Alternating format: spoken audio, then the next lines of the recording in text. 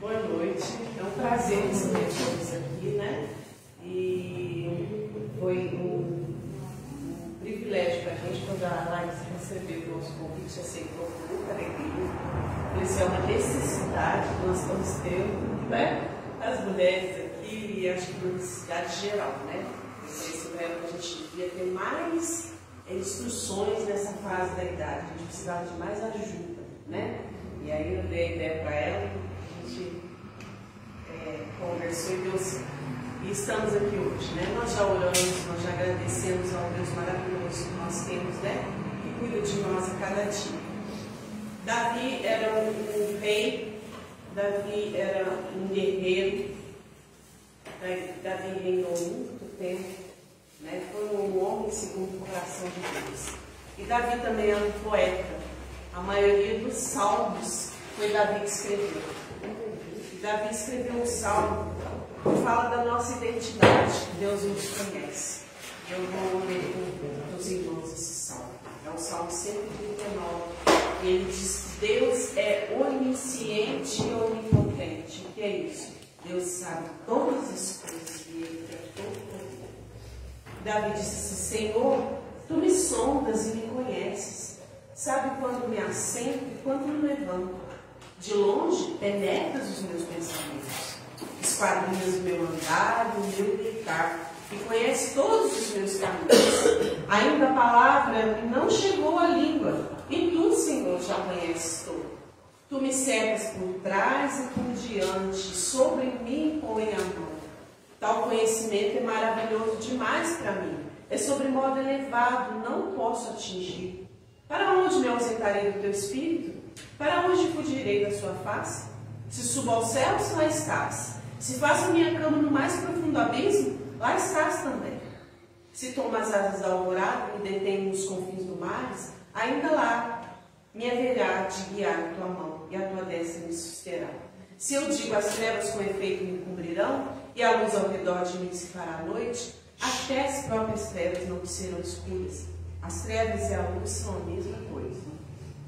Pois Tu me formaste, o meu interior, Tu me teceste no seio de minha mãe. Graças Te dou, visto que por modo assombrosamente maravilhoso me formaste. As Tuas obras são admiráveis e a minha alma sabe muito bem. Os meus ossos não Te foram cobertos quando no oculto fui formado e tecido, como nas profundezas da terra. Os Teus olhos me viram a substância ainda informe, e no Teu livro foram escritos todos os meus dias, cada um deles escrito e determinado, para que nenhum deles havia. Que preciosos para mim, ó Deus, são os Teus pensamentos, e como é grande a soma deles, se os contasse, excede os grãos de areia. Contaria, sem jamais chegar. Esse é o Deus Deus. Ele nos conhece desde o ventre da nossa mãe. Ele conhece os nossos ossos, Ele nos formou, né? Ele conhece a nossa identidade, nosso DNA, né? E é um Deus maravilhoso. E esse corpo que nós temos, nosso interior, nosso corpo, está nas mãos de Deus, né? E nós temos que cuidar dele, porque a palavra também diz que o nosso corpo é o templo do Espírito Santo, então nós temos que cuidar do nosso corpo. E é isso que nós vamos fazer aqui hoje, né? Com a ajuda da Larissa, dar uma recalchutada, dar uma levantada, né? Porque a gente precisa disso, né? É um tempo que a gente vai estar passando aqui e nós agradecemos mais uma vez você ter aceitado, né? E a cada um que vem, Deus abençoe, cada um que está nos assistindo, que seja um tempo muito bom, tá? Palavra de você, Deus abençoe.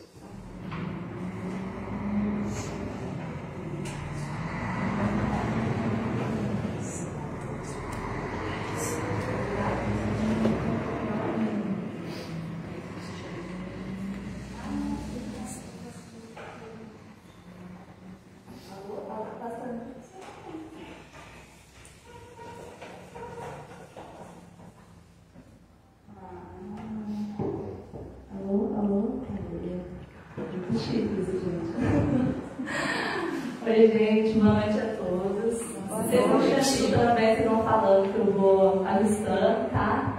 Eu que agradeço, Tio, por poder vir aqui. Eu fiquei muito feliz quando eu recebi o convite das mulheres da SAF.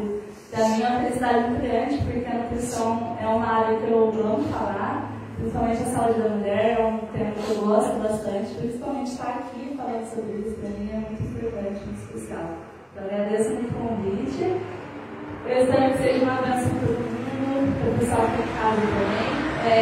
Depois que eu cheguei aqui, que eu vi que teve umas partes que estavam pequenas, então eu vou dando tudo de várias lives. Se alguém tiver alguma dúvida, a gente vai voltando para conversar melhor. Certo?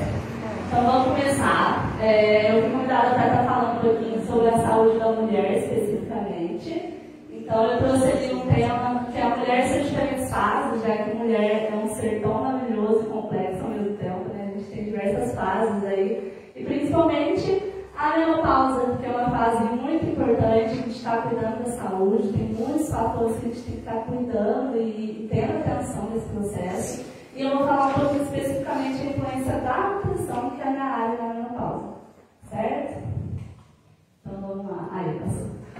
Vou falar um pouquinho da minha parte, do meu perfil, da minha parte profissional. Então todo mundo me conhece um pouco, como a filha da Lúcia. Mas ninguém sabe, nem todo mundo sabe um pouquinho, né, da minha parte da minha carreira. Então eu sou nutricionista formada pela Universidade de Mogi das Cruzes. Atualmente, já faz um ano e pouco que eu estou atuando como nutricionista clínica e esportiva. Tenho uma certificação internacional em nutrição esportiva pela American College of Sports and Medicine. E tenho diversos cursos também na área de clínica, emagrecimento, obesidade, saúde intestinal, suplementação, saúde da mulher, longevidade, saúde mental, doenças crônicas, metabólicas e endócrinas. Um resumo sobre o que a gente vai falar um pouquinho hoje. Então eu vou dar uma leve introdução sobre a menopausa.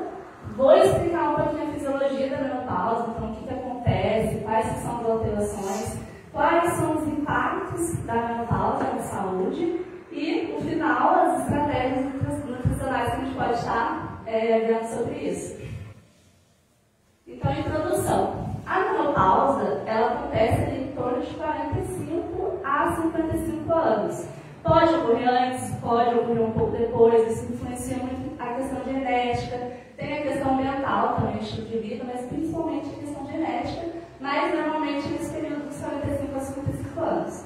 O que consiste a menopausa? Ela é classificada como a cessação, ou seja, a pausa permanente dos ciclos menstruais após a perda da atividade folicular ovariana. O que é isso?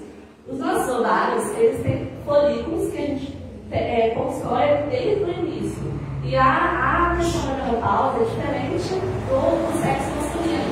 A gente tem e vai acabando aos poucos. Ela não cessa de um dia para o outro. Então a gente tem vários folículos no nosso ovário que vai diminuindo. Por isso que tem uma fase que a gente é mais fértil, tem uma fase que a gente já é menos fértil. Exatamente por esse fator. Já a menopausa é literalmente quando acaba todos esses folículos no nosso ovário. Então a fase climatéria, como a gente chama, é a transição. Então a transição desses primeiros sinais da menopausa até a completa pausa da menstruação. Então o diagnóstico é feito pela pausa da menstruação por 12 meses. Então a gente fala assim, você menstruar durante 6 meses, desceu de novo, ainda não é menopausa. Você tem que estar sem menstruar durante 12 meses. E também tem que ter atrofia vulvovaginal, que é pelo exame pélvico com o ginecologista, certo? A fisiologia. Então, a causa mais importante da menopausa, dentre as várias alterações endócrinas que se caracterizam pela perda progressiva dessa função ovariana, é a diminuição dos níveis de hormônios sexuais femininos, que a gente chama de esteroides, que são produzidos pelo nosso ovário. Então, a gente tem a perda de progesterona na fase lútea, devido à ovulação perdida, que leva à irregularidade da menstruação. E tem também a diminuição subsequente dos níveis de estradiol, que é o estrogênio, o hormônio feminino, conhecido por todo mundo. Então, o principal em que a gente vai focar é essa diminuição dos níveis de estradiol, que leva ali a sintomas vasomotores, como o colão, todo mundo conhece, tem a atrofia genital, tem a perda óssea, tem o aumento do risco cardiovascular e o aumento do risco metabólico também. Os impactos na saúde. Então, aí já começa a ficar um pouquinho clínico, para vocês. Então, quando a gente fala de sinais e sintomas, mais comuns dessa fase, nada mais é do que os impactos que essa redução de estrogênio causa na nossa saúde. Aquela imagem que tem ali, ela mostra exatamente isso. No meio tem o estrogênio, então é o hormônio feminino. Quando há uma redução desse hormônio, a gente tem um aumento ali, principalmente na gordura visceral, que é a gordura abdominal, que é uma característica que a gente pega bastante depois da menopausa. A gente tem uma diminuição da densidade óssea, então uma diminuição da perda óssea, que pode levar a uma osteopenia, uma osteoporose. Um aumento da inflamação também, então do processo inflamatório, que a gente fala que pode levar a uma resistência, a ação da insulina, eu vou explicar um pouco mais sobre isso. Pode levar a obesidade, alterações metabólicas. A diminuição tanto da força quanto da função muscular. Então a gente não só perde massa muscular, como a gente também perde a função dela. É aí que a gente começa a perder qualidade de vida, todo esse básico, né, que a gente fala para poder viver, a gente pegar as coisas, ir ao mercado. É aí que a gente começa a ter essas alterações mais frequentes. E como outros também, como fogachos, que são os calores, todo mundo conhece, os suores noturnos, as enxaquecas, tonturas, temos a osteoporose, como já foi dito, a fragilidade articular, doenças cardiovasculares, como principalmente hipertensão. O risco de hipertensão nas mulheres após a menopausa ele aumenta de 2 a 3 vezes mais do que antes da menopausa. Não só essa parte da hipertensão, como também o colesterol ele pode elevar. O aumento da prevalência da obesidade, principalmente da obesidade abdominal, que aí é um acúmulo de gordura visceral. Sintomas psíquicos, como a queda da serotonina. Essa queda da serotonina pode levar a alterações na fome, na saciedade, no humor, podendo levar a um humor mais depressivo, ansiedade, irritabilidade. Todas essas alterações. Alterações no sono também, então tem dificuldade de dormir, tem um sono perturbado, tem os despertares frequentes, tudo isso devido a uma queda da melatonina, que é o nosso hormônio do sono. Temos alterações estéticas, como todo mundo conhece, então envelhecimento cutâneo, as rugas, as alterações de pigmentação geral e no cabelo. Temos o aumento de risco também de infecções, principalmente urinária, pela perda exatamente da lubrificação da nossa barriga. Então, isso leva a um aumento da infecção, principalmente da infecção urinária. Esse slide, eu falo um pouquinho sobre a composição corporal. Como assim? No processo de envelhecimento, a gente tem um processo que a gente chama na fisiologia que é a sarcopenia. O que é a sarcopenia? Ela é a perda de massa muscular. Então, não só da massa, mas da força e da qualidade. É um processo que acontece naturalmente na idade. Só que essa perda de massa e de força muscular, ela leva a uma diminuição do nosso metabolismo. Essa redução do funcionamento do nosso metabolismo leva a um aumento de peso e de gordura corporal, e isso leva ao que chamamos de obesidade sarcopênica, que é não só a perda de massa muscular, como também o aumento de gordura corporal, principalmente na região abdominal. Já no caso das mulheres, isso é algo que acontece em todo mundo. No caso das mulheres, a gente ainda tem a redução de hormônios no processo da menopausa, então a redução de estrogênio e testosterona e progesterona, que é o feminino. Essa redução do hormônio ainda tem uma tendência a aumentar mais ainda esse peso e essa gordura corporal, principalmente abdominal, e diminuir a síntese, ou seja, a produção de músculos e de proteínas musculares no nosso corpo. E isso leva também a um processo de obesidade sarcopênica, ou seja, a mulher tem uma tendência maior do que o homem a ter uma perda de massa muscular e um aumento de gordura corporal. Por isso que a gente tem que cuidar. Por isso que eu estou dando toda essa introdução para a gente entender a importância do nosso músculo. Porque muitas vezes a gente foca, né, no nosso músculo apenas uma parte estética. Mas, na verdade, o músculo ele é um órgão muito importante do nosso corpo. Pensando não só na questão da composição corporal, como também na qualidade de vida. Certo? Além disso, a obesidade, quanto maior o acúmulo dessa gordura, principalmente visceral, a gente também tem um aumento de citocinas, que a gente fala que são citocinas inflamatórias. Elas são pró-inflamatórias. Isso leva a uma resistência à ação da insulina. que é um hormônio que regula o nosso açúcar no sangue. Quando a gente tem uma resistência desse hormônio, a gente começa a ter uma alteração e um aumento desse açúcar, podendo levar a um quadro de diabetes, certo? E isso é o que a gente chama de síndrome metabólica. Síndrome metabólica são todas essas doenças, então entra diabetes, hipertensão, colesterol e todas essas outras doenças metabólicas, certo? E essa sarcopenia também pode aumentar o risco de quedas e também de lesão.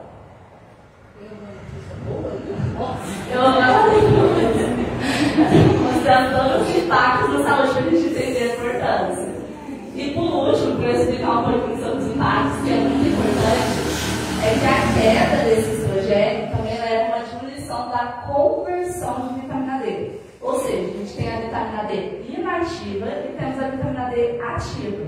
Quando a gente tem uma queda desse hormônio feminino, a gente tem uma dificuldade de converter essa vitamina D. Por isso que as mulheres, após a menopausa, têm uma vitamina D muito baixa. E essa vitamina D baixa, em conjunto com o desequilíbrio também de magnésio e cálcio, que são dois minerais importantes, leva a um aumento de risco de osteopenia e osteoporose. Então, muitas vezes, o caso de osteopenia e osteoporose na mulher na menopausa é a diminuição também de magnésio e cálcio, mas principalmente dessa vitamina D, que tem uma redução muito significativa.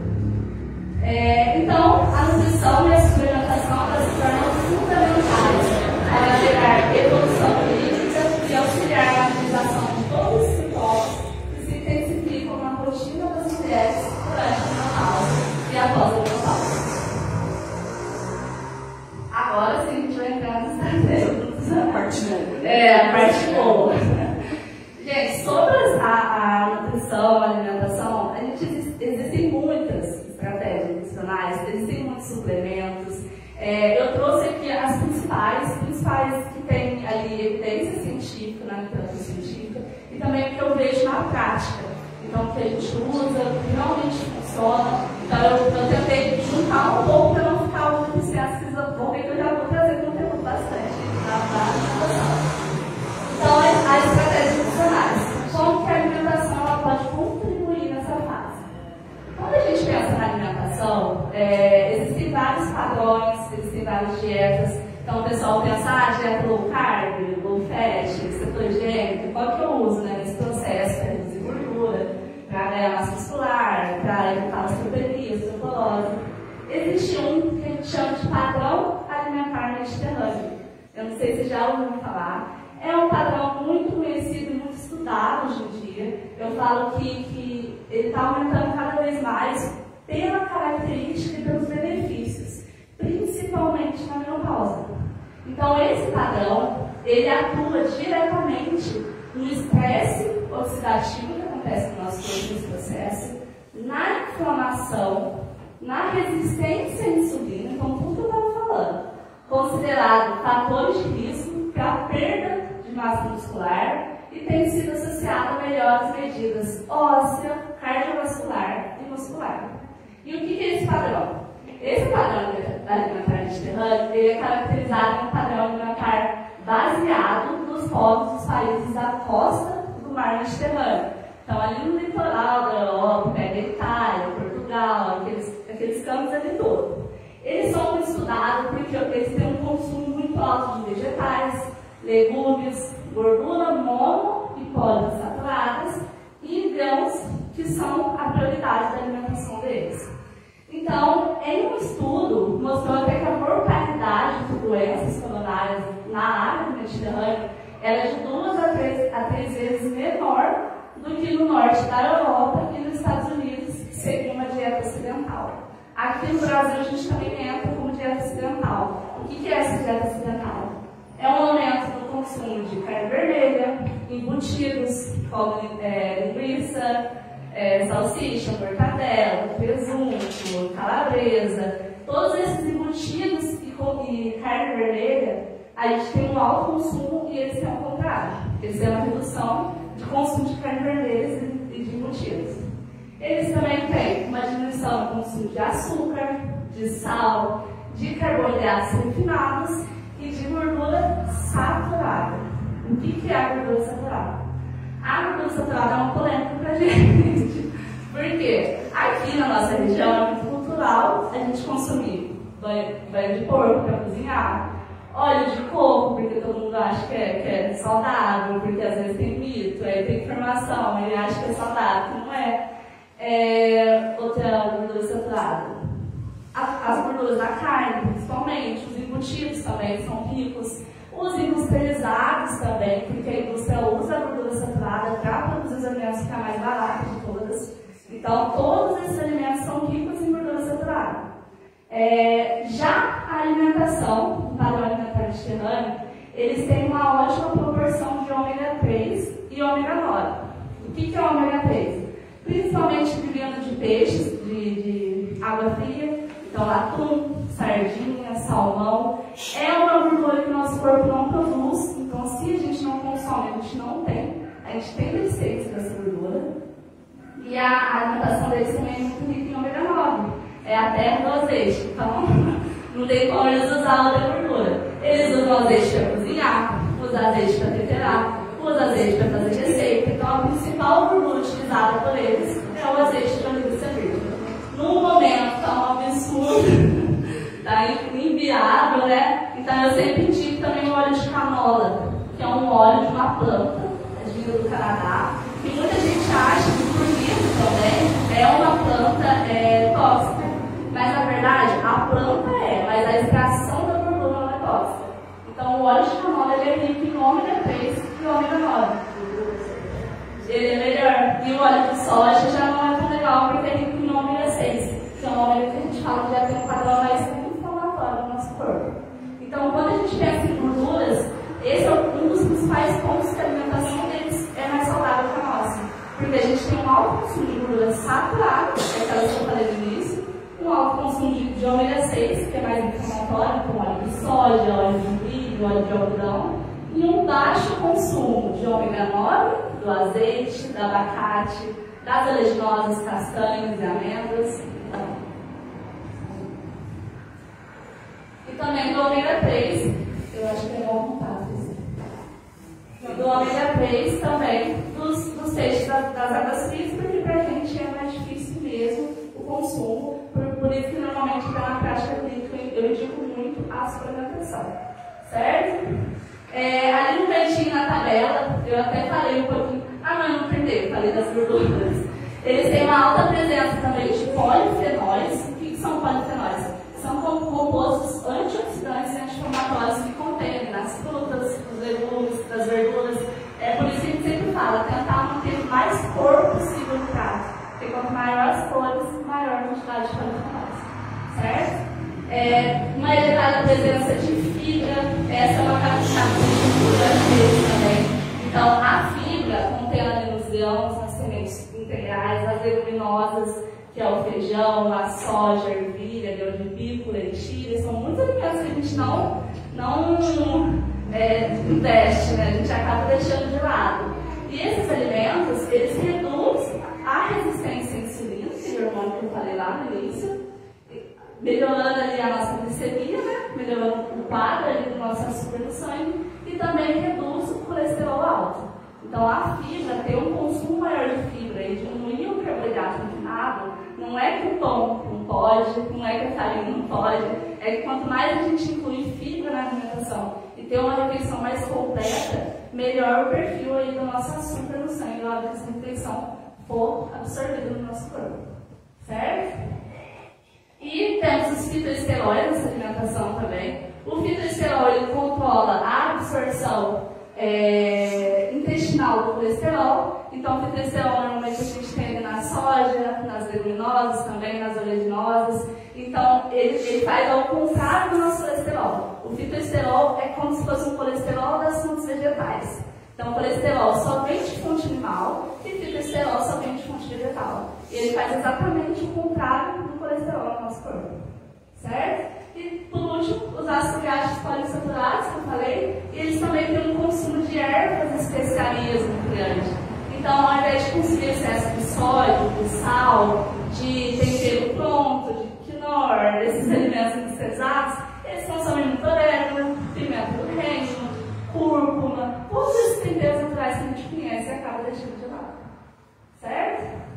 Então, essa é a principal característica desse padrão alimentar, e essa é a importância dele na alimentação na menopausa. Ele tem sempre um padrão ali mais anti-inflamatório, uma alimentação mais anti-inflamatória e antioxidante, e reduz todos os alimentos ali que tem um padrão mais pró-inflamatório no nosso corpo. Agora eu vou falar um pouquinho de cada ponto específico. Esse eu falei até que ficou pequeno, tem muita informação, mas são alguns pontos específicos quando a gente pensa de alguns alimentos, alguns suplementos, qual é a função deles na menopausa especificamente. Então, para começar ali, um alimento muito falado na menopausa, que é a soja e os derivados ricos em fitoestrógeno. Eles são compostos de origem vegetal, semelhantes ao hormônio feminino. Então, essa é a importância da soja e de todos esses estrogênios, que eles têm uma função semelhante no nosso corpo ao hormônio feminino, que a gente tem uma redução desse processo. Então, quando a gente consome esses alimentos, eles podem potencializar os efeitos da terapia de reposição, sendo a soja o alimento mais considerado para atingir esse efeito. Além da soja, a gente tem o tofu, também a soja de outra forma. Nós temos também muito potente a semente de linhaça, a semente de girassol, a semente de gergelim. O óleo dessas sementes também é excelente, tem uma ótima quantidade de fitoestrógeno. Temos a semente de amêndoas, casca de caju, avelã, tofu. Então vocês vão ver que eu vou repetir vários alimentos aqui, porque são alimentos que são ricos em todos, vamos sempre aqui para alimentar diferente. Então é grãos, é sementes, são leguminosas. Eu sempre vou estar voltando para aquele mix. Além disso, a gente tem a vitamina D, também como eu falei, a importância por conta da redução. A vitamina D é um hormônio essencial, tanto para regular quanto para fortalecer o cálcio no nosso metabolismo. Então, muitas vezes a gente foca, eu estou com osteopenia, estou com esclerose, estou com uma densidade baixa, densidade óssea baixa, eu vou suplementar cálcio, vou comer mais cálcio.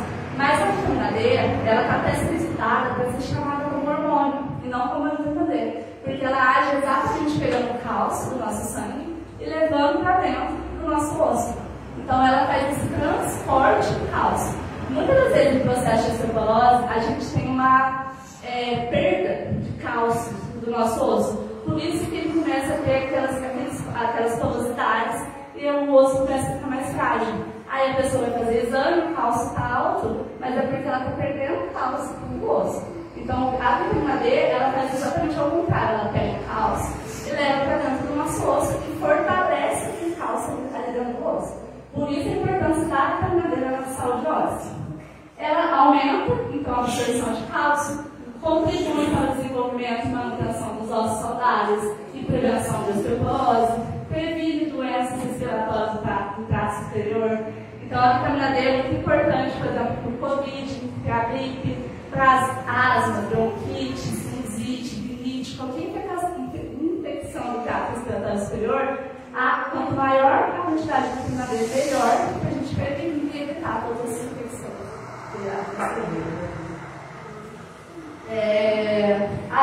Também tem a melhora da função imunológica, então a vitamina D também é muito importante na nossa função imunológica e também ela tem um papel ali na ação anti-inflamatória do nosso corpo. Além da vitamina D, quando a gente pensa ali na nossa saúde óssea, a gente também lembra do cálcio, magnésio, vitamina K e zinco. Vocês vão ver que eu vou focar em algumas que são exatamente as que a gente tem redução na menopausa.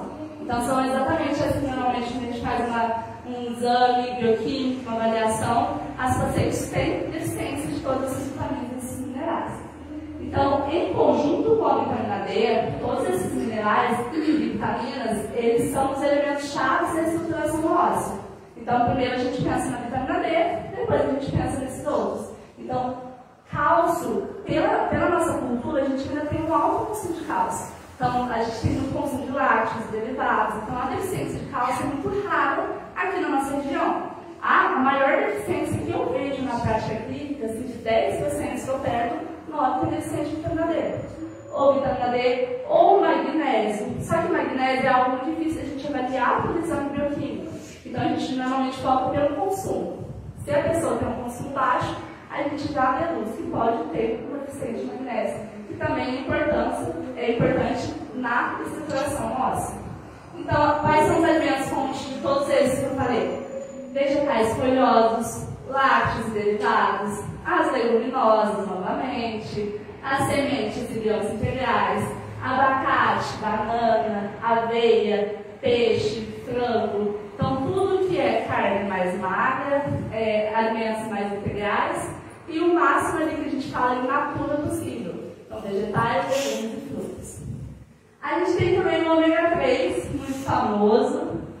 Como eu falei, o ômega 3 a gente tem ali umas 3, 4 porções de atum, sardinha, peixe por semana, a gente consegue, mas é algo quase impossível para a gente aqui. Eu acho que eu vou voltar. Então é quase impossível a gente ter o consumo dessa quantidade de porção de peixe por semana. Então, normalmente eu indico a suplementação do ômega 3. Por quê? O ômega 3 ele aumenta a síntese de massa muscular, ou seja, aumenta a produção do nosso músculo. Ele tem um poder cardioprotetor, reduzindo ali níveis de triglicéridos, reduz o colesterol LDL, que todo mundo conhece como colesterol ruim. Ele também melhora o colesterol HDL, considerado colesterol bom. Ele melhora a função cerebral de cognição, reduz a perda de proteína e a perda proteica. O ômega 3 ele é muito estudado para idosos que estão acamados, para idosos que estão hospitalizados, exatamente porque eles começam a perder muita massa muscular e o ômega 3 ele tem essa ação anti-inflamatória que reduz essa perda de massa muscular. Por isso a importância dele.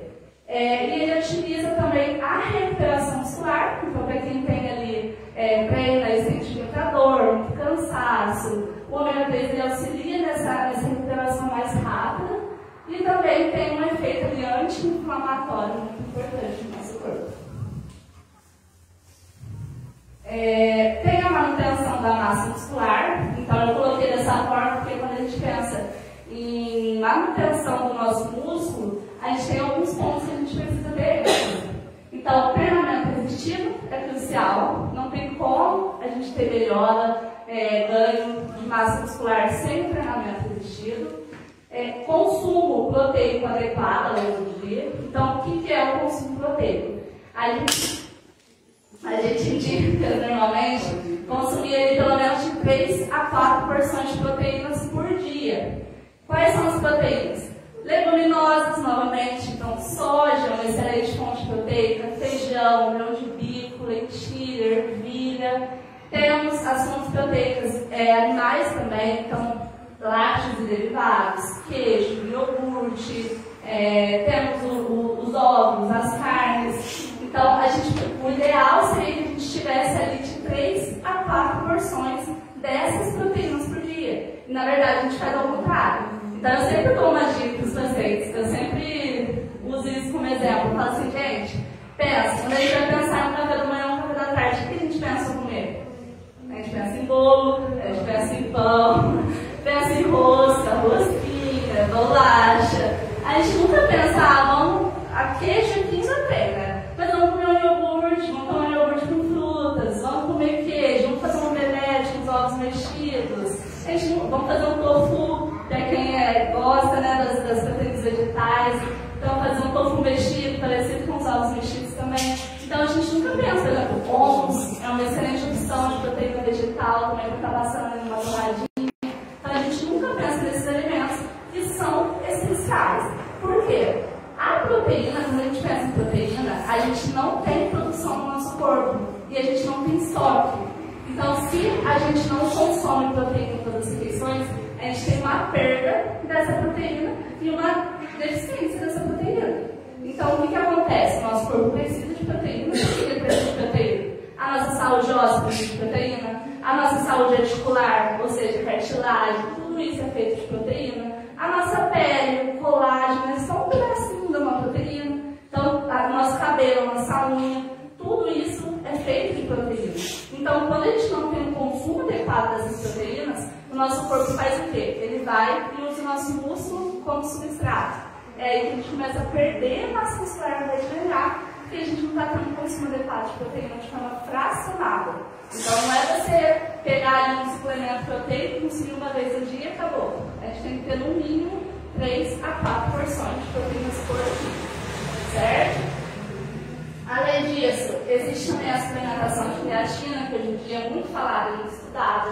A creatina atua na saúde óssea, ela preserva a densidade mineral óssea, ela atua também na saúde cognitiva, a creatina está sendo muito estudada para melhora da função cerebral, e ela também atua na saúde muscular. Então a creatina ela diminui, ela melhora a sensibilidade do nosso músculo, porque a gente tem um aumento de massa muscular e força também, certo?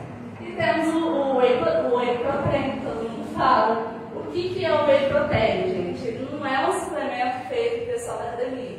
O whey, ele é, nada mais é, sabe quando a gente deixa o iogurte parado e tem aquele transparente em cima? O whey é aquele soro do leite em pó. Ele é só aquele em pó. A diferença é que normalmente vai ficar mais gostoso, pra gente não tomar aquilo sem gosto. A indústria vai e coloca às vezes um adoçante, um açúcar, um aroma, mas é só a proteína do soro do leite em pó. O whey ele foi feito para facilitar a ingestão de proteínas de quem tem dificuldade. Tem gente que não consegue consumir um bife, tem gente que não consegue consumir 1 ou 2 ovos. Então o whey facilita essa quantidade de proteína em uma refeição. Então o whey ele é um complemento proteico quando a pessoa tem dificuldade, quando necessário, envolvido tanto na formação da saúde óssea, como também ele diminui a glicemia e a resistência à insulina e aumenta a saciedade. Por que o whey tem essa função? Eu acho que todo mundo aqui já ouviu falar do Ozempic, que é um medicamento que está sendo muito utilizado para perda de peso. O Ozempic ele foi criado ali, né, na intenção no começo do diabetes, no auxílio do diabetes. Por quê? O Ozempic ele é um análogo, ou seja, ele tem a ação semelhante de um hormônio que chama GLP-1 no nosso intestino. Esse GLP-1, a função dele é aumentar a saciedade e melhorar a sensibilidade da insulina. Então, normalmente, quando a gente toma esse medicamento, a gente aumenta a saciedade, a gente começa a ser saciado e também a gente tem uma melhora da ação da insulina, ou seja, a insulina consegue captar o açúcar no nosso sangue com uma maior eficiência. O whey, ele está sendo estudado porque ele está atuando exatamente nessa mesma função. Porque o whey, ele tem um aminoácido que chama leucina, que leva a um aumento desse GLP-1 também no nosso intestino. Por isso que normalmente quem consome o whey fala assim, nossa, eu fico muito saciada quando eu tomo. Ou tem uma melhora, por exemplo, para pacientes com diabetes, o whey tem um excelente papel na regulação dessa glicemia. Então, tem todos esses benefícios, por isso que eu quis trazer um pouquinho para desmistificar o papel do whey. Também, muito famoso, os peptídeos bioativos de colágeno. Então, toda vez que a gente fala aí, a partir dos 30 anos de idade, a produção sim de colágeno começa a reduzir. Por isso, a sua suplementação pode trazer benefícios na produção de colágeno com efeitos positivos tanto para a saúde da pele, quanto do cabelo, das unhas e dos ossos. Só que, gente, o que eu sempre falo para os pacientes quando eles chegam perguntando de colágeno? Colágeno, ele é uma fração, pequena parte da proteína já quebrada. Então é como se o nosso corpo digerisse mais fácil isso, digerisse e absorvesse. Só que se você tem um baixo consumo de proteína, que eu falei ali no começo, então se você não come proteína no dia, se você tem pouco consumo de proteína e resolve suplementar o colágeno, a última coisa que o seu corpo vai fazer é pegar o colágeno para ser utilizado na saúde da pele. Então ele vai usar os peptídeos do colágeno para produzir uma enzima, para cuidar dessa saúde do osso, às vezes você está com uma perda de massa óssea, para cuidar dessa saúde da articulação. Então, às vezes a gente pensa assim, eu começo colágeno para a saúde da pele. Tá, mas como está o seu consumo de proteína? Você está consumindo, tem uma boa quantidade de consumo de proteína no dia? Às vezes para você é mais benéfico você consumir um whey, que é mais completo, tem todos os aminoácidos, é como se fosse várias frações de proteína. Para a gente ter uma proteína, a gente tem que ter vários aminoácidos juntos. O colágeno, ele é só um aminoácido. Quando a gente pensa no whey, ele é um conjunto de todos os aminoácidos. Ele é completo.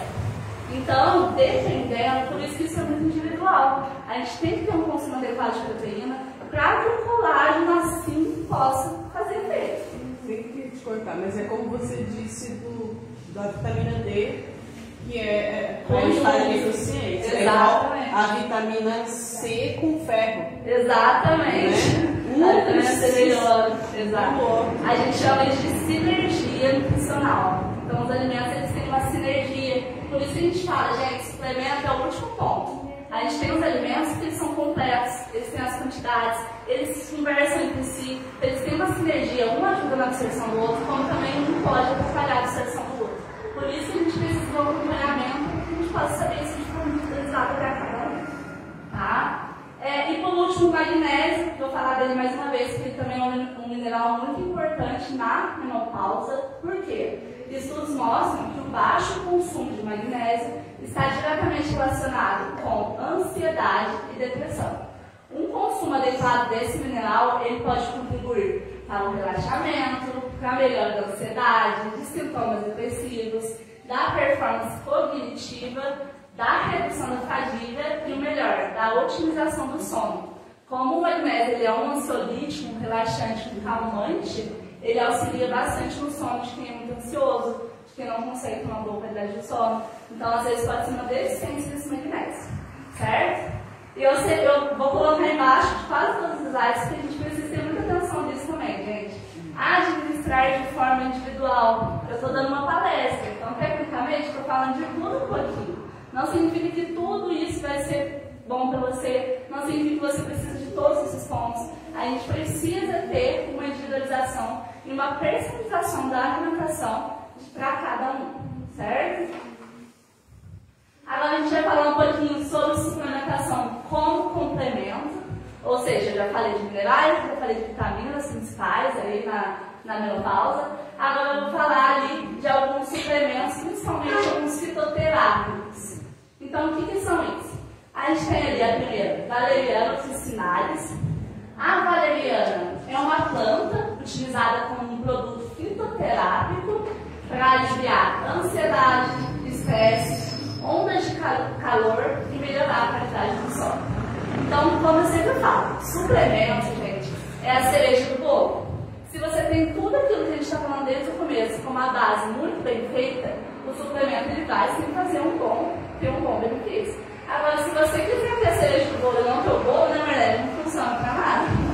A gente precisa ter um bolo para poder colocar a cereja. Então, são suplementos excelentes? São ótimos. A valeriana mesmo, são tudo naturais, são tudo de plantas, da soja, do óleo de prímula, que é de uma flor também. Então, são tudo compostos, extratos naturais retirados dessa planta que a gente usa como suplementação, chamados de fitoterápicos. Então, a gente tem também a rhodiola rósea. A rhodiola rósea é muito estudada, principalmente para pacientes com depressão e ansiedade. Ela é uma planta utilizada como produto fitoterápico também e com um efeito antidepressivo eficaz, reduzindo estresse e fadiga. A gente tem o óleo de prímula.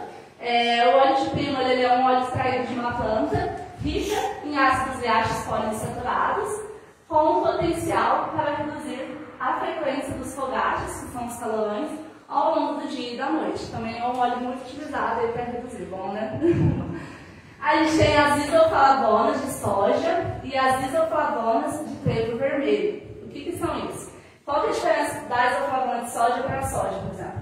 A isoflavona é exatamente o composto ali ativo que tem um efeito semelhante ao estrogênio. Então, a diferença desse suplemento é que a gente retira exatamente a parte ativa ali do alimento e usa para ter um efeito mais potente, um efeito mais direto. Então, exatamente, a gente pega a isoflavona, que tem esse efeito semelhante ao estrogênio da soja, e suplementa, tanto ela quanto também o trigo vermelho. Elas são enriquecidas, então, com os principais fitoestrógenos, como a gente já falou antes, quando a gente estava falando do alimento, e exerce uma atividade estrogênica leve, que pode auxiliar na normalização da atividade do estrogênio em estado ou de excesso ou de deficiência, para tratar os sintomas, tanto da menopausa quanto da pós-menopausa. Mais uma vez, gente, sempre quando a gente pensa, por exemplo, chá, extratos, fitoterápicos, a gente tem que ter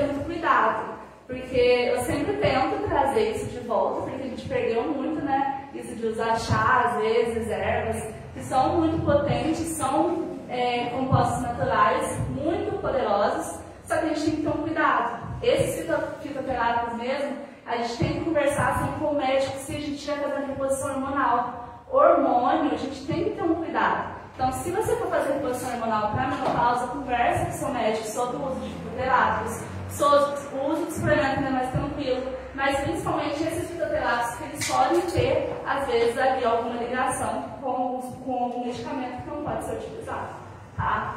Então, nunca usar por conta própria, porque o amigo me falou, porque alguém me indicou, nunca fazer isso que a gente pode ter um risco.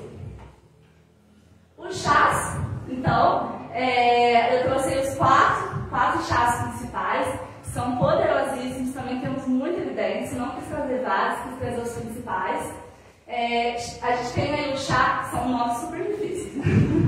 Chá de Cimicifuga racemosa, popularmente conhecida aí como a erva de São Cristóvão, porque a gente tem que trazer o nome científico para estar passando o nome certo para vocês. Então, é o chá da erva de São Cristóvão. Entre as ações, ele está na diminuição do calorão, do declínio dos níveis de ansiedade, depressão, alterações do sono e também vertigens. Temos o chá de Trifolium cratense, popularmente conhecido como trevo vermelho novamente. Então, vocês vão ver que eu vou repetir, que antes eu estava falando do extrato da isoflavona, do trevo vermelho, agora eu estou falando do chá dele. Então, a gente tem o chá de trevo vermelho, que é utilizado para o alívio das ondas de calor, alterações de sono e também da prevenção de osteoporose. Temos o chá de Molus Lilia, também muito bom na menopausa, que é popularmente conhecido como chá de amora, principalmente se for amora negra, é melhor ainda, tá? Ela reduz sintomas da menopausa, possibilitando uma melhora na qualidade do sono, capacidade funcional, saúde mental, intensidade das ondas de calor e menor perda de libido. E por último, a gente tem o chá de Vitex agnus castus, popularmente conhecido como chá de Agnus castus. Ele tem uma ação sobre hormônios femininos e ajuda a restabelecer o equilíbrio hormonal que a gente perde nesse processo, aliviando sintomas da menopausa, como alterações de humor ou insônia. Então, olha, você vê o tanto de possibilidade que a gente tem de forma natural, que a gente pode estar usando, e que normalmente a gente acaba ali optando por medicamento, porque é mais fácil, é mais rápido. Não que o medicamento não seja importante, a gente sempre fala, é uma terapia complementando a outra, então quando necessário a gente tem que fazer uso sim do medicamento. Graças a Deus que a medicina avançou nesse ponto, mas a gente tem que aproveitar das opções naturais. Então, chás são tão potentes que a gente acaba deixando de lado esses alimentos tão poderosos e tão importantes na nutrição, principalmente na menopausa. Tá? E mais uma vez, a gente tem que ter um acompanhamento com um profissional capacitado. A gente precisa ter um profissional ali que possa fazer uma avaliação bioquímica, ver os seus níveis, ver as suas necessidades de forma individual, ver qual que é a sua necessidade, fazer algo personalizado para você, uma suplementação personalizada, uma alimentação personalizada. A gente não pode fazer as coisas por conta própria, porque a gente não sabe quais são as nossas necessidades. Então, eu fico muito feliz de trazer, eu sempre falo que o meu maior foco é a educação nutricional, então é ensinar as pessoas a se alimentar, é ensinar as pessoas a entender por que a gente tem que fazer isso, não só passar, não só prescrever, mas a gente precisa de um acompanhamento em pontos como esses que a gente não tem como fazer por conta própria.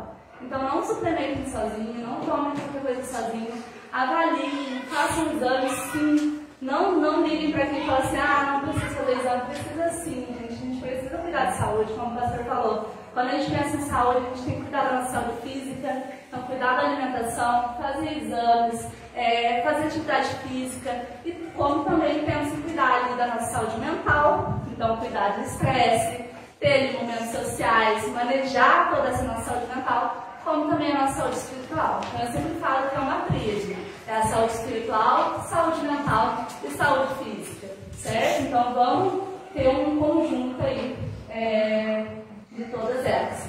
E para finalizar, não poderia deixar de lado, a gente está falando aqui de de coisas naturais, então as práticas integrativas complementares. Então, aromaterapia, uso de florais, massagens, fitoterapia, auriculoterapia, práticas corporais, meditação, musicoterapia, sim, gente, existe tudo isso. E tem um grau científico muito alto, principalmente quando a gente vê ali consensos ali, consensos europeus, consensos brasileiros sobre o tratamento de câncer no hospital, sobre o tratamento de doenças maiores. A gente vê a maioria dessas práticas com uma ótima evidência científica. Então, musicoterapia, entre outras, que podem complementar de forma holística o tratamento nutricional da mulher em suas fases, principalmente na menopausa. Certo? Então, eu agradeço muito. Vou estar abrindo agora, não sei quanto tempo deu. Tentei falar o mais rápido possível, eu falo muito, então vou estar abrindo agora para as dúvidas de vocês. Eu agradeço muito que aqui no final está todas as referências. Se alguém quiser saber mais de cada assunto, de cada estudo, eu posso estar passando, quem gosta de se aprofundar, pede para você poder ler melhor sobre cada ponto. Certo? Muito obrigada, gente. Agradeço muito, fico muito feliz. Mais uma vez, é uma área que eu gosto bastante. Você diz pão integral. Você fala pão de forno? Vamos lá, né? Você vai falar com a pessoa específica? Eu vi perguntando. É que você ia levar o... Não? Não é que você ia levar o microfone. Ah, tá. O que acontece, Marlene? Eu sempre falo. A gente sempre tem que optar o máximo possível por alimentos caseiros. Então, o máximo que a gente puder fazer ali um pão em casa, ou até o pão francês, que é um pão caseiro. Mas eu também indico bastante a diversidade nutricional. Ou seja, nunca comer a mesma coisa. Você pode ter ali um pão de forma integral, que tem um pouquinho de conservante, tem da indústria, que vai ter, não tem como não ter? Pode. Mas tenta sempre variar. Às vezes você come um pão integral que vai ter mais fibra, às vezes você come um pão francês e ao invés de ter a fibra na farinha, você pode incluir ali uma semente, um ovo, uma fruta junto. Então eu sempre falo, o mais importante não é o alimento em si, e sim a refeição completa que você faz. Então quais são as combinações dos alimentos que você usa e qual que é a sua alimentação por inteiro. Deu para responder? E chá de hortelã? O chá de hortelã é excelente também, Rosinha. Eu não sei se tem algum benefício específico para a menopausa. O chá de hortelã é excelente para questões mais estomacais, na parte digestiva mesmo. Eu não vi nada específico para a menopausa, mas também é excelente. A gente pode estar incluindo junto aí com as opções. Como você come menopausa? Couve é ótima. A couve é uma das vegetais folhosas, então é rica em magnésio, rica em cálcio, de fonte vegetal. Excelente a couve também. Mais alguma? A vitamina D. Qual no exame, qual O nível o nível ideal nessa idade? Normalmente, tia, a gente sempre gira ali na referência, né? Os médicos sempre olham muito na referência. Só que a referência, a gente já tem muitos consensos, tanto na área da medicina mesmo, da área nutricional também, mostrando que, na verdade, a vitamina D ela não deveria ser seguida que tem na referência. O mínimo deveria ser 30, mas na menopausa eu indico assim 50. Exatamente pelo visto da osteopenia, da osteoporose. Então eu vejo pacientes também com doença autoimune, normalmente a necessidade, a demanda de vitamina D no nosso corpo é maior. Então, só para vocês terem noção, eu já tive uma paciente que trabalhava no sol, ela tomava sol todos os dias e ela tinha deficiência de vitamina D, a vitamina D dela estava muito baixa. Como que explica isso? Normalmente ela pode não ter uma conversão boa, como eu expliquei, a gente já tem uma dificuldade na menopausa da conversão. Então, a gente pode tomar só, se a gente precisa converter o nosso corpo a vitamina D inativa para ativa, ou pode ser que a demanda dela de vitamina D seja maior também.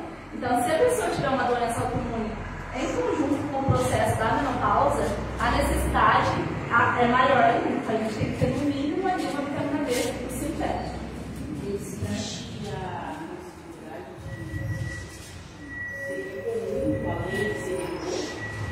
Existe, a gente pode ter casos de toxicidade com suplemento, tanto de vitamina quanto mineral, por isso que a gente tem que ter um acompanhamento. Sim, mas a vitamina D é mais difícil. É mais difícil porque eu falo assim, Nunca vi caso de toxicidade, já vi paciente assim, a gente na nutrição, a gente tem um limite que a gente pode suplementar. Normalmente médico que suplementa doses altíssimas, e mesmo esses pacientes que foram suplementados por médicos de doses altíssimas, fizeram exame e não estava coisa assim de preocupação. Vitamina D para virar ali um nível de toxicidade tem que ser acima de tipo 80, 90, é algo muito difícil. Eu tenho uma paciente que já faz mais de 2 anos que ela faz um suplemento de vitamina D, numa quantidade de, acho que ela está com 5 mil por dia, não sei se vocês sabem a quantidade normalmente. E ela, a dela fica ali entre 50 e 60 dias. Então nunca cai, nunca sobe. E é muito engraçado, ela sempre falou assim que ela sempre fazia tratamento com o médico, e o médico fazia a reposição, aí preparava, aí caía de novo. Ela tinha que fazer a reposição complementar, aí caía de novo. Aí ela falou por conta própria, porque o médico não falava pra ela, ela falou assim, não, eu vou ficar tomando sozinha. E depois quando ela foi em mim, a gente foi monitorando certinho. Eu falei pra ela, não pode tomar sozinha. Mas, pode tomar. Aí eu falei pra ela, a gente precisa ter esse acompanhamento certinho da vitamina D. Mas ela viu que, por exemplo, toda vez ela suplementava, aumentava, ela parava, caía. Então existem suplementos que é bom a gente ter um uso eletrônico, sempre estar fazendo exame para ir monitorando, mas pode tomar de forma crônica. Sempre de forma individualizada, a quantidade e a necessidade. Existe o risco de sobrecarregar o rim? O rim? Não, X. Não, de vitamina, até a creatina, que é um suplemento tem muito mito sobre sobrecarregamento de rim. Existem estudos da creatina avaliando pacientes que usaram creatina durante 20 anos e não teve nenhuma alteração renal. Então não existem nem vitamina nem mineral, só se for dose muito alta. Tá? Aí foi o que eu falei, depende muito da dose que está usando, do que está fazendo em conjunto, mas de suplemento, vitamina em pacientes, em pessoas saudáveis, nunca vi estudos mostrando não. Tá? Ainda na vitamina D, a gente sabe que a vitamina D em farmácia alopata é um absurdo, é o rim da gente, né? Se tomar uma vitamina D boa. Mas os manipulados também são valendo, né? Pode manipular, não vai ter uma boa aceitação. Né? A vitamina D manipulada. Porque se a gente comprar na farmácia, é muito caro. Ah, tá. Sim. E aí a gente manipulando, ela sai bem mais em conta. Mesmo efeito. Se for na mesma dosagem, mesmo efeito. Se for uma farmácia de confiança, porque quando fala em vitamina D, a gente replica realmente, é uma das mais. Mas sabe o que eu indico muito no consultório? A vitamina D em gota. Ela é bem mais em conta, a gente consegue comprar pela internet. A vitamina D normalmente eu compro, a gente dura coisa de 5, 6 meses a vitamina D. E é muito mais barato do que você ficar comprando um comprimido para durar um mês. Então eu indico muito em gota até pela absorção. Tudo que tem em gota sublingual, a gente tem uma absorção muito maior do que comprimido. Porque se a gente tiver alguma alteração intestinal, ou seja, o nosso intestino é a nossa porta de entrada. Se você não faz uma boa digestão, uma boa absorção, nenhum suplemento vai ser absorvido. Então o alimento não é e o suplemento também não é. Agora quando a gente pensa em gota e em sublingual, a gente tem uma absorção direta na boca. Então teve uma vez até que uma paciente minha estava fazendo suplemento sublingual e a tia dela, a enfermeira, falou assim, nossa, mas por que ela passou isso pra você? Porque normalmente a gente passa isso pra criança ou pra alguém que tem alguma dificuldade. Aí ela falou assim, é para poder aumentar meus níveis mais rápido, porque ela está com uma B12 muito baixa. E a gente conseguiu aumentar muito rápido, conseguiu manter. Então, normalmente eu opto por esses suplementos exatamente porque a gente conseguiu aumentar os níveis mais rápidos e também pela que não vai ter nenhuma interferência na saúde intestinal também. Certo? Mais alguma dúvida? A Alessandra falou sobre isso, mas ela chama a atenção. Qual o perigo dessas dietas que parecem de qualquer jeito na internet para a mulher na menopausa? Ótimo pergunta, pastor. Isso eu vejo muito na prática da vida também. Existe até uma tríade que a gente chama na nutrição, que é quando a gente consome, a gente faz essas dietas que a gente tem um consumo calórico muito menor do que o nosso corpo precisa para poder manter a gente vivo. Quando eu falei até de metabolismo, existe uma quantidade que o nosso metabolismo gasta por dia para a gente estar dormindo, só para manter os nossos órgãos funcionando. Quando a gente consome, faz uma alimentação, uma dieta, uma quantidade calórica muito menor que isso, a gente começa a alterar toda a nossa saúde metabólica. Nosso corpo começa a entrar ali numa dificuldade de funcionamento. É igual quando a gente coloca o celular no modo economia. Ele começa a entrar num processo que vai dificultando tudo. Então, perda óssea está muito relacionada com dieta restritiva. Então, mulheres que têm processo de osteopenia, osteoporose mais cedo, mais rápido, normalmente fez alguma dieta restritiva muito severa, ou seja, uma alimentação calórica muito baixa. Por quê? Às vezes, gente, a gente só pensa em quantidade calórica, mas a gente esquece que quando a gente começa a comer pouco, a gente começa a comer pouco também proteína, a gente começa a comer pouco vitamina, mineral. Então, a gente não tem só uma deficiência calórica, como a gente também tem deficiência de nutrientes no nosso corpo. Então, isso aumenta a chance tanto de menopausa precoce, como também de osteopenia, osteoporose e perda de massa muscular, levando todas aquelas alterações da nossa composição corporal. Muito boa essa pergunta, realmente. Outra coisa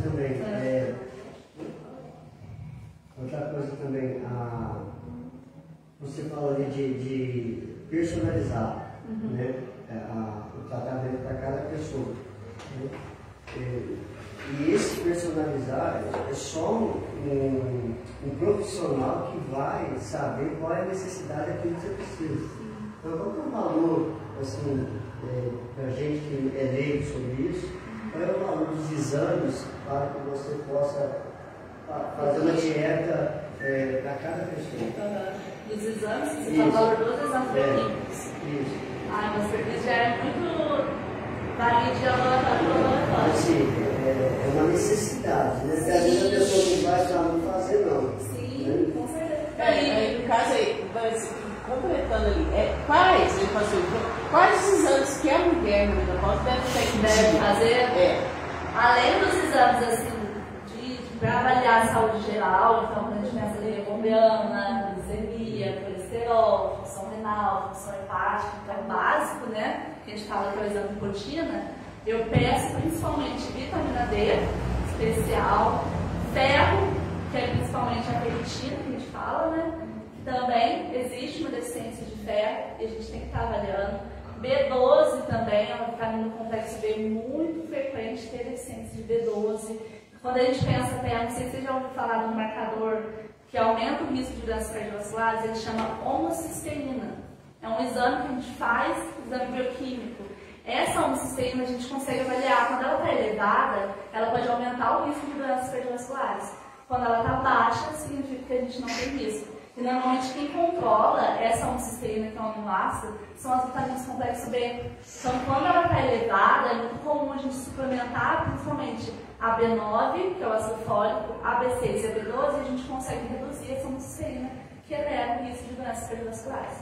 Então, essas vitaminas do complexo B também, principalmente a B12, B9 e B6, depende do paciente, de acordo com a avaliação.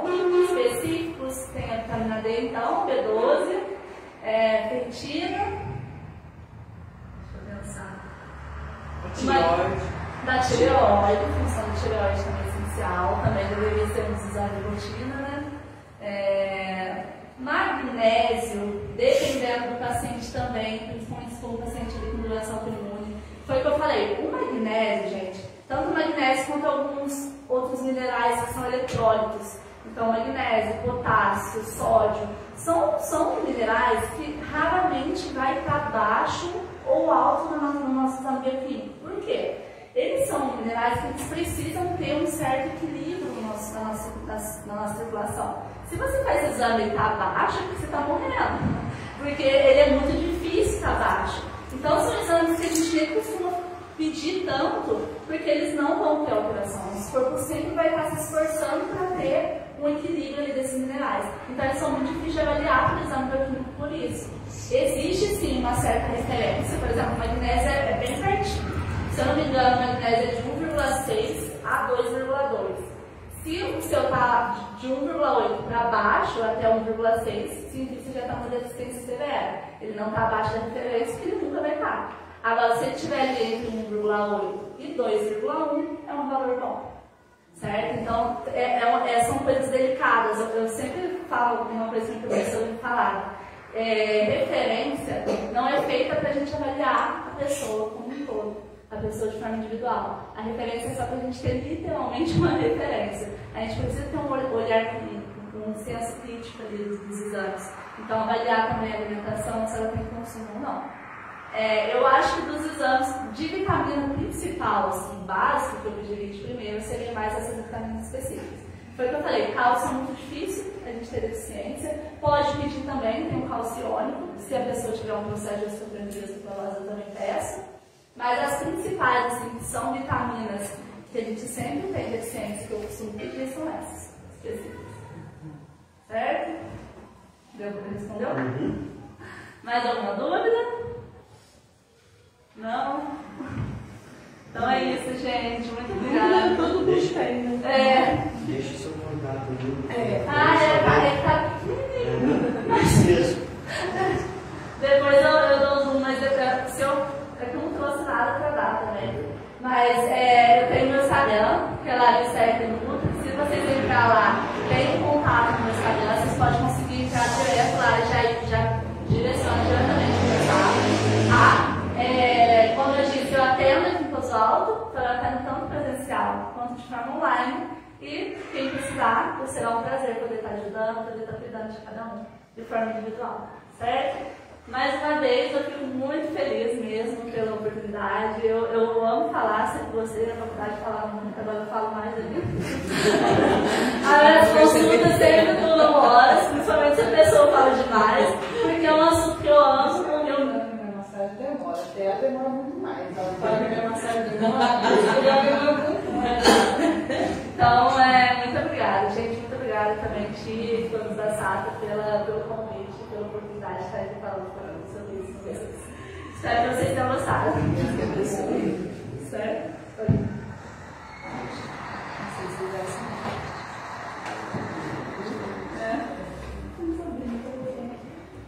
Bem, obrigada, Larissa. Foi muito bom, foi muito bom, né? Para todas nós. E uma coisa que eu tenho aprendido, porque eu tenho vivido essa fase muito intensa, é a disciplina. É uma coisa que a gente precisa muito. Eu acho que quando a gente entra nessa fase da pré-menopausa, menopausa, é a hora da gente desacelerar e começar a colocar a cabeça no melhor. Olha, eu preciso agora ter disciplina. Alimentar, disciplina do sono, disciplina do exercício físico. Se a gente nunca fez isso, vai chegar a época que a gente vai ter que tomar vergonha na cara e fazer, que essa que é a verdade, né? E suplementar e alimentação, e realmente, igual ela falou, não adianta a gente comer de manhã e achar que aquilo que você comeu vai pro dia todo. A gente vai ter que ter um reloginho aqui, lembrando a gente. Mas é bom. Cuidar do corpo é parte essencial para a nossa vida, né? E a mente também, né, gente? Vamos falar a verdade, a cabeça fica legal, a gente tem hora que fica meio... E uma coisa que até a gente sabe também que não tratar a menopausa é um índice muito grande para a mulher ter o Alzheimer mais cedo. Porque a mente da gente fica totalmente desconexa com tudo. Então, se você não trata, o Alzheimer vai te atacar muito mais rápido. Então, a gente tem que cuidar dessa cabecinha, porque senão ela funde, né? Então, qualquer coisa a gente corre para Larissa. Vamos lá, vamos... Agora a gente vai ter um lanchinho que não é nada mediterrâneo. Ô, Lúcio, você desculpa. Tem uma pergunta aqui? Tem. Tá. Gostaria de saber o que você acha do... Palavra que é difícil, hein? Nossa, se quiser. Da clorela. Clorela, viu? A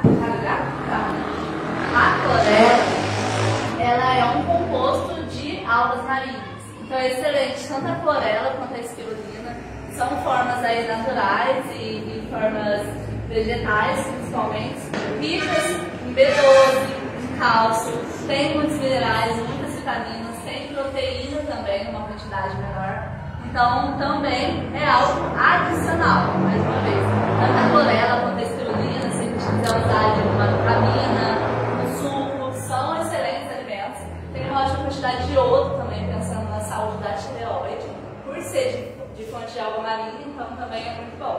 Só que, mais uma vez, complemento.